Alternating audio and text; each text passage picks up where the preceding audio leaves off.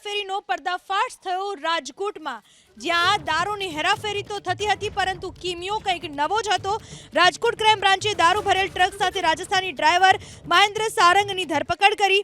Gas કટરથી ટેન્કરનું ઢાંકણું તોડીને દારૂ બહાર કાઢવામાં આવ્યો। 50 લાખની કિંમતની કુલ 10,560 વિદેશી દારૂની બોટલો જપ્ત કરવામાં આવી। સાથે જ ટ્રક સહિત કુલ 82.85 લાખનો મુદ્દામાલ ઝડપી પડાયો। દારૂની ગાડી પકડાય તેમાં નંબર પ્લેટ યુપીની અને ગાડીના ચેસિસ નંબર રાજસ્થાનના હોવાનું પોલીસ તપાસમાં ખુલ્યું। ચોક્કસ બાતમીના આધારે રાજકોટ શહેર ક્રાઇમ બ્રાન્ચ પીએસઆઈ અનિરુદ્ધસિંહ પરમારની ટીમ દ્વારા આ ટ્રકને રોકવામાં આવેલ, જેને ચેક કરતાં તેમાંથી દારૂની કુલ વિદેશી બોટલ 10,560 મળી આવેલ, જેની કુલ કિંમત છે 82,85,000।